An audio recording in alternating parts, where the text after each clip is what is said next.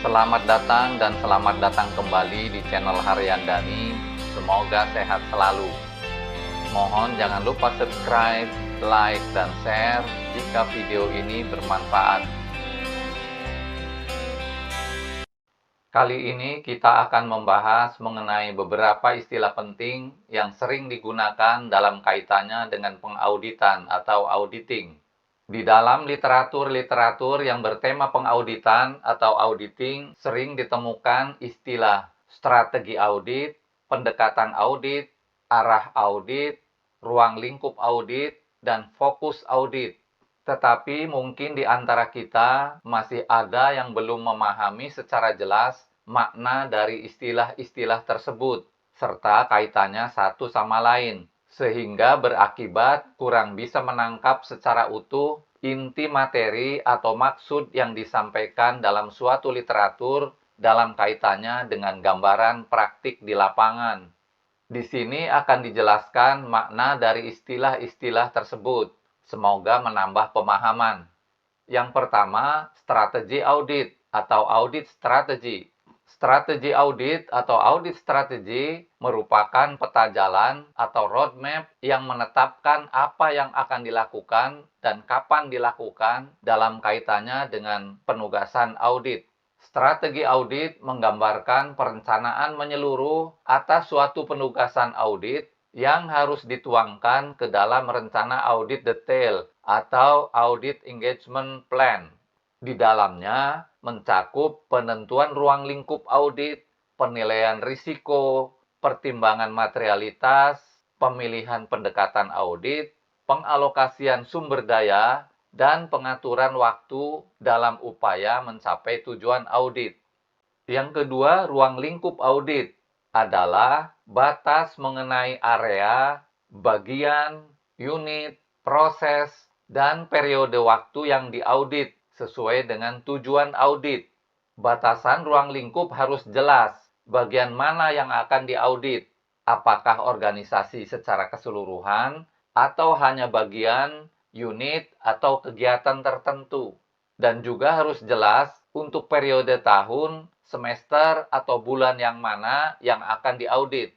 Tanpa ruang lingkup yang jelas, audit berisiko melebar, menghabiskan sumber daya, dan akhirnya menghasilkan temuan atau simpulan audit yang tidak terarah. Yang ketiga, pendekatan audit atau audit approach. Pendekatan audit atau audit approach adalah metode spesifik yang dipilih untuk mengumpulkan bukti audit berdasarkan pertimbangan risiko. Pendekatan audit menentukan arah audit, kemana auditor mengarahkan perhatian dan sumber dayanya. Ada beberapa pendekatan audit atau audit approach tergantung jenis auditnya.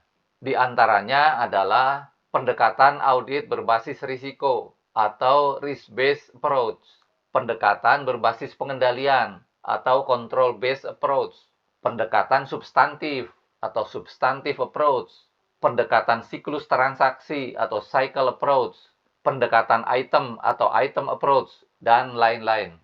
Berikutnya, arah audit. Tadi disebutkan bahwa pendekatan audit menentukan arah audit, kemana auditor mengarahkan perhatian dan sumber dayanya. Arah audit atau audit direction merupakan cara pandang atau sudut pandang auditor dalam merencanakan dan melaksanakan prosedur audit. Ini menentukan bagaimana audit dilakukan. Contoh arah audit. Pada pendekatan audit berbasis risiko, audit diarahkan pada area dengan risiko tertinggi, sistem pengendalian internal yang lemah, dan transaksi yang bernilai material.